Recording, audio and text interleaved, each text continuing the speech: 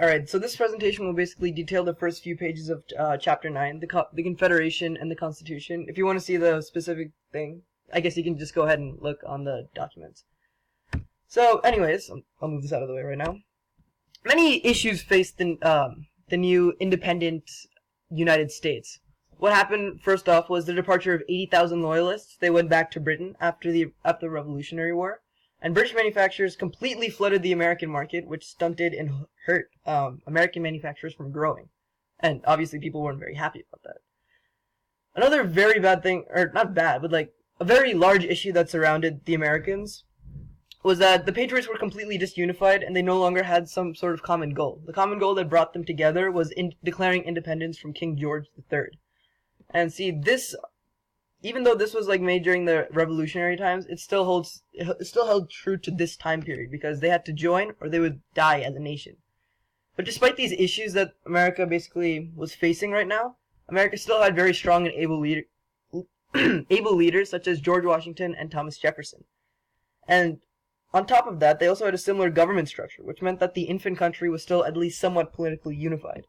Speaking of similar government structure, the Second Continental Congress required states to draft new constitutions that were more in line with the Articles of Confederation and democracy as a whole.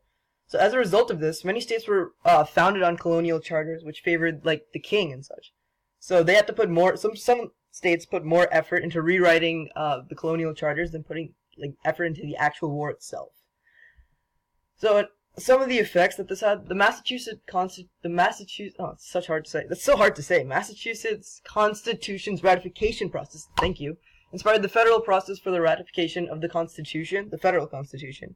And American constitutions, they greatly differed from British constitutions. This wasn't necessarily a huge idea that, oh cool, it's a constitution. The reason it was a big deal was because that American constitutions, the government derived its power directly from the people as opposed to like the king, which was also later used in the federal constitution. And these state constitutions gave legislative branch like lots and lots of powers, and Jefferson warned that it could become just as oppressive as Parliament. The reason they gave so much power to the legislative and not the judicial and executive branches was because of they were still reminiscent of King George. They didn't really want any of that. So, on top of the issues that I already mentioned, America also had some serious economic troubles. They could no longer rely on the British for manufacturing imports, and it was up to them to manufacture goods, which, if you remember, with the British infiltrating the markets, that didn't really work out that well. And the Navigation Acts were still in force in a way that America couldn't trade with Britain. Although they can now trade with the entire world, they were still stunted because they weren't able to trade with Britain, and that was a huge part of them.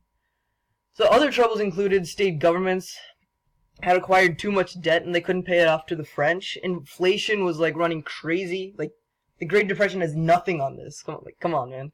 And Congress couldn't really restrain any economic laws. And this would later lead to something known as Shays' Rebellion. I don't know if you've heard of it. You know, not that big of a deal, I guess. No. Shays' Rebellion would directly lead. I'm not really supposed to. This isn't really the information I covered, but it would directly lead to the Constitutional Convention, like federal leaders calling the Constitutional Convention and amending, nay, scrapping the Articles of Confederation altogether. Speaking of the Articles of Confederation, the committee hired, during the Second Continental Congress, a committee was hired to write the Articles of Confederation around the same time that Thomas Jefferson was also asked to write the Declaration of Independence. So we're talking about, 1776, before July, something like that, somewhere around there. So the main point of contention at the Second Continental Congress was over the western lands, which is known as the Old Northwest.